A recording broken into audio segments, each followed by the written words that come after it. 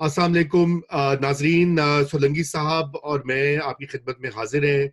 और अभी मुल्क में कोरोना वायरस के क्राइसिस में कमी तो नहीं आई, बल्कि वो तो बढ़ रहा है, लेकिन उसमें एक और हंगामा जो है भौचाल सा क्रिएट कर दिया गया है। और वो है 18वीं तरमीम के ऊपर एक बहस, उसको बदलने की, छेड़ने की या खत्म करने की का जो इरादा है, उसके ऊपर मेरे ख्याल से आज हम बात भी करेंगे।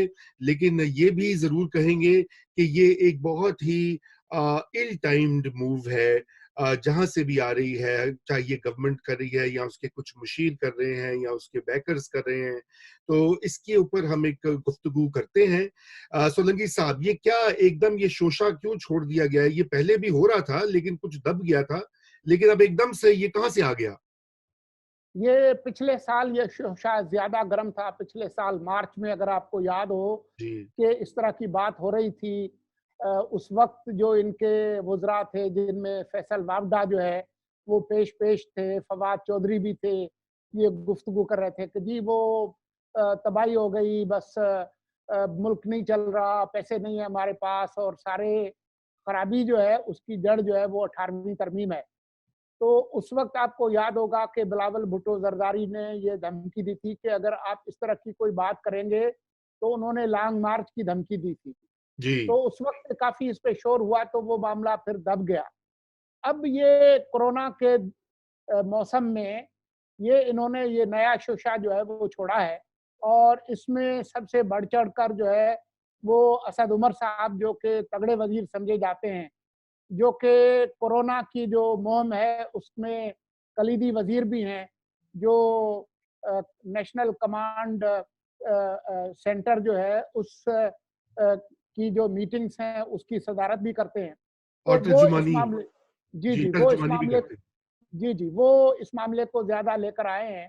उन्होंने कल भी ये एक चैनल पे गुफ्तगू करते हुए कहा कि जी हमारी बातचीत चल रही है मुख्तलिफ जमातों से, हम इसके अंदर कुछ सुक़म हैं, कुछ खराबियाँ हैं, उनको दूर करना चाहते हैं, और हमारी बातचीत चल रही है। अभी उनकी बात चल रही थी, तो शेरी रहमान ने इसकी मुखालफत की और कहा कि हमारे साथ कोई बातचीत नहीं हो रही इस मामले पर, और हमारे लिए ये रेड लाइन है, हम किसी तौर पर भी इसको कबूल नहीं करेंगे।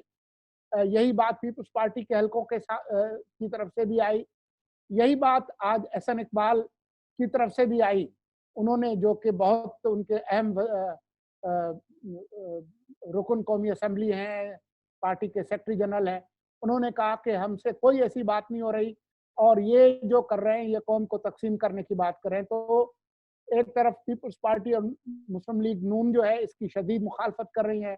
दूसरी तरफ जो छोटी पार्टियां हैं जैसे अवामी नेशनल पार्टी है, उन्होंने भी इस पे जो है वो काफ़ी शदीद रद्द-ए-अमल का इज़हार किया है कि हम ये नहीं होने देंगे। तो इस पे काफ़ी ले-दे हो रही है। आज भी दोबारा असद उमर ने एक टीवी चैनल से गुफ्तगू करते हुए कहा कि नहीं, नहीं, हम इसको 18वीं तरमीम को तो ख़त्म नहीं करना चाहते, लेकिन इसके अंदर कुछ जो है वो खराबियाँ हैं जिसको हम दूर करना चाहते हैं। जी, तो वो खराबियां दो ही हैं, मैं आपको अभी बता देता हूं। एक तो ये है कि पैसे जो हैं मरकज के कम हैं। 55% जो है नेशनल फाइनेंस कमीशन की रूह से वो सूबों को जाते हैं, और 45% के करीब जो है वो मरकज के पास है। तो मरकज के पैसे कम हो गए हैं, लेकिन मरकज ने अपने खर्चे कम नहीं किए।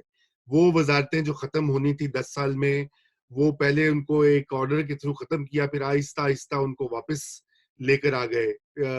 जैसे कि ये क्लाइमेट चेंज वाली वजारत है, हेल्थ की, हत्ता कि आप अभी बात कर रहे थे सोलंकी साहब के, ये जो हेल्थ की वजारत है, ये तो सूबाई अब सब्जेक्ट बन गया था। हाँ, आप कोऑर्डिनेशन कर सकते हैं, लेकिन एक फुल फ्लेज मिनिस्ट्री की कोई खास जरूरत नहीं। लेकिन आप मुझे ये बताइए कि इसके ऊपर जो है कोई भी इसमें थोड़ी सी तरमीम करने की, इसके सुकम सो कॉल्ड दूर करने के लिए पार्लियामान में जाना पड़ेगा। पार्लियामान में पार्टियां भी जो है वहां पे बहस भी फिर होगी। ये तो वो वाला पहले वाले मामला तो नहीं है ना कि एक ही दिन के अंदर कानून पास हो जाएंगे। ये तो फर्क मामला है। यहाँ पर तो सूबे जो है वो उनकी लाइफ और डेथ का मसला है। तो क्या पार्लियामेंट में ये चीज जो है, ये पीटीआई इसको पुश कर पाएगी? देखिए, इनकी ख्वाहिश तो है, लेकिन पार्लियामान पे तो ताला लगा हुआ है पिछले हाँ। 3 महीने से। पार्लियामान का तो कोई इजलास नहीं हो रहा हम्म, और इस पे बहस चल रही है कि जी वो वर्चुअल इजलास होगा या एक्चुअल इजलास होगा। हम्म, तो अगर इजलास हो भी जाए तो उनको 2/3 अक्सरियत चाहिए इसको तब्दील करने के लिए, वो उनके पास मौजूद नहीं है। सही, तो इनका तो हाल ये है कि जो इनके ऑर्डिनेंस हैं वो लैप्स हो जाते हैं। अभी सही, नैब का ऑर्डिनेंस जो है वो जुमे को लैप्स हो गया, सही, उसको वो पार्लियामान में नहीं ले जा सके। तो ये अददी अक्सरियत तो इनके पास नहीं है।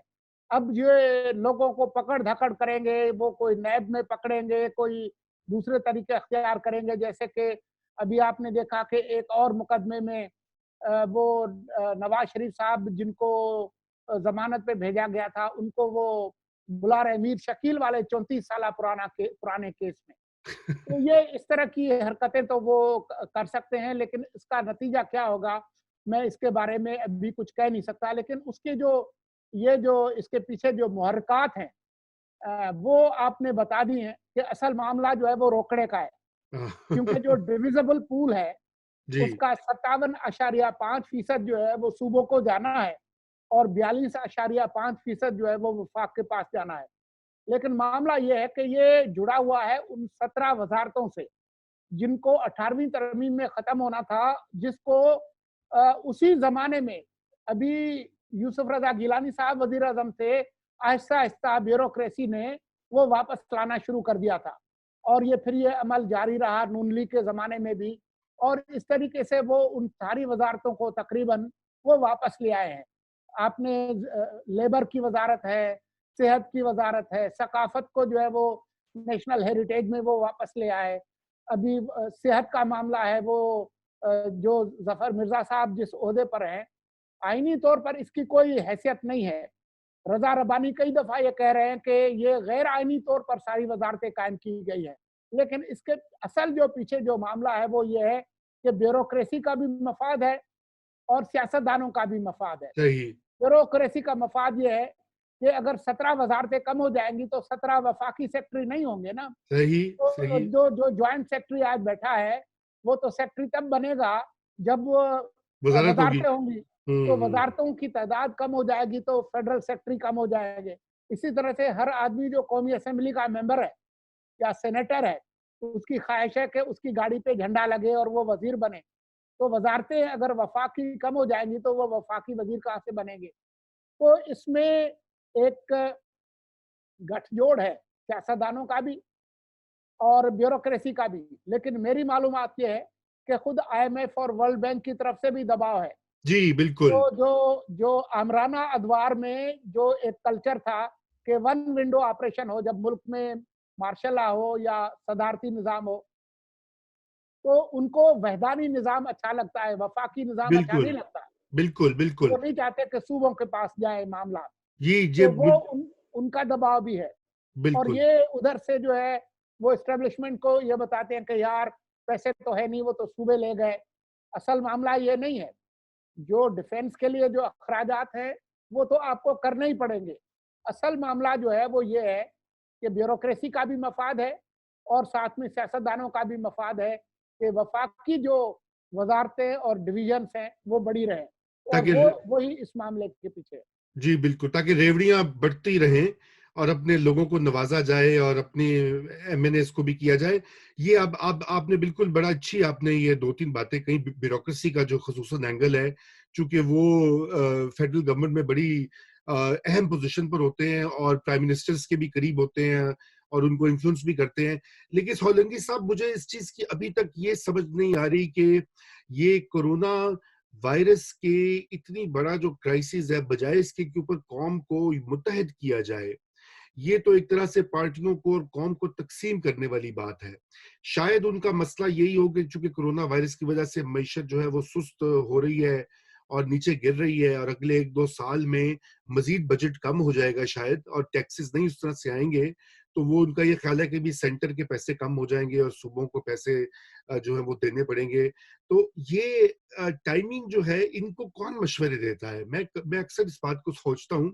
आपने जो बातें की वो बड़ी बजा हैं, तकनीकी और जो है इंस्टीट्यूशनल इसका रिव्यू है, मगर ये मशवरे सियासी तौर पर इमरान खान साहब को कौन देता है और कौन उनको ये इस तरह की बातें जो हैं इस बहस को छेड़ने के लिए एक पेंडोरास बॉक्स खोल देता है? इस पे बताइए देखें, जरा। ये जो आइंस्टाइन हैं जो कि उनको ये मशवरे दे रहे हैं, जी। उनको तो आप भी ढूंढे, मैं भी ढूंढता हूँ। लेकिन जिस तरीके की ये हुकूमत चल रही है, उसमें आप ये देखें कि जो गैर मुंतखब जो अफराद हैं, उनका अमल दखल बढ़ता जा रहा है। अभी हम्म। अगर आप काबीना को देखें, तो उसमें कितनी तादाद है गैर मुंतखब लोगों की। सही।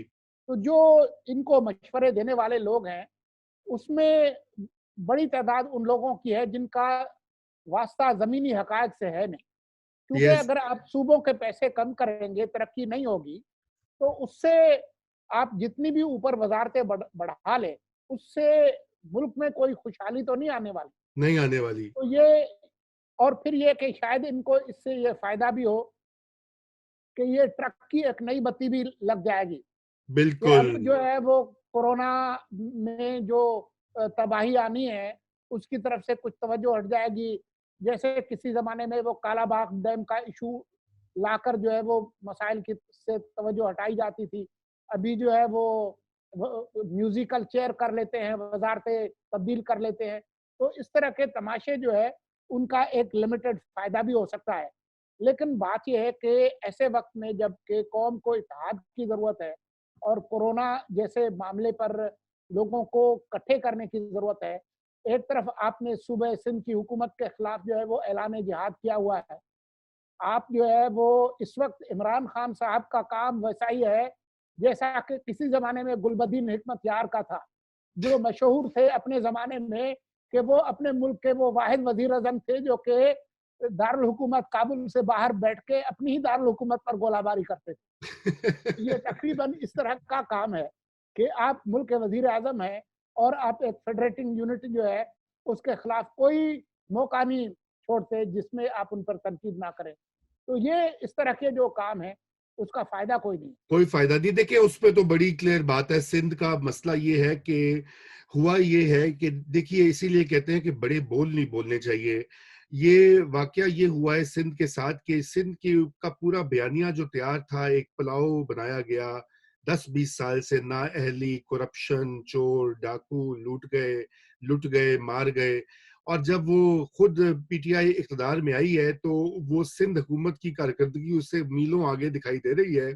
और जो मुराद अली शाह की पॉलिसी, वो जो भी उस पे सही है गलत है, वो उसके पीछे ही कौम लग रही है। लोग उसको अप्रिशिएट कर रहे हैं। तो मेरे ख्याल से वो तो पीटीआई का एक, जिसे कहते हैं ना, एक एग्जिस्टेंशियल क्राइसिस है इस वक्त, कि वो उनको ये समझ नहीं आ रही कि जिनको हमने गालियां देकर और बुरा भला कहकर वोट लिए, आज वो ही हमसे आगे कारकर्दगी दिखा रहे हैं। तो वो तो आई थिंक आपकी बात बिल्कुल सही है कि अपने ही यूनिट को जो है अंडरमाइन करना कोई भी ना अच्छी सियासत है, ना अच्छी हुक्मरानी है।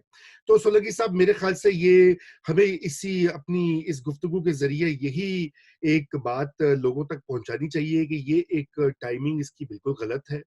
और ये एक ऐसा मामला है कि जब आप ये कोरोना की वबा खत्म हो जाएगी, जब मामलात नॉर्मल सी पे आए, फिर आप पार्लियामेंट में जाएं, आप बिल्कुल बहस करें, आप कमेटियां बनाएं, रिव्यू करें। हो सकता है कोई भी तरमीम, कोई भी कानून परफेक्ट नहीं होता, उसमें जो सुकम है उनको जेरे बहस लाएं, लेकिन जमहूरी तरीके से टीवी के जरिए टेक्नोक्रेट्स ये ऐलान करें, तो ये अच्छी बात नहीं है किसी भी जमहूरियत के लिए। और जो इसमें अहम बात है वो ये है कि ये दुरुस्त है कि वफाक के पास पैसे कम हो गए हैं, लेकिन आप अपने खर्चे कम करें।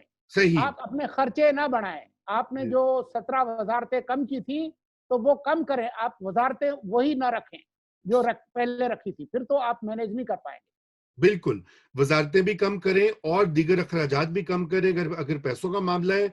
और खुदारा, ये पाकिस्तान में बड़ी मुश्किल से 18वीं तरमीम इनेक्ट हुई है। पाकिस्तान की सारी तारीख में सूबाई खुद मुख्तारी का मसला रहा है। बंगाल हमसे अलहदा हो गया, हमारे छोटे सूबे नाराज रहे हैं। अब जब एक मौका हमें मिला है उसको ठीक करने का, तो जाने क्यों हम उसके खिलाफ हैं। तो सोलंकी साहब, इसी बात के ऊपर आज की गुफ्तगू को हम रैप अप करते हैं। Thank you so much. और कल नाज़रीन दोबारा हम आपकी खिदमत में हाजिर होंगे। शुक्रिया।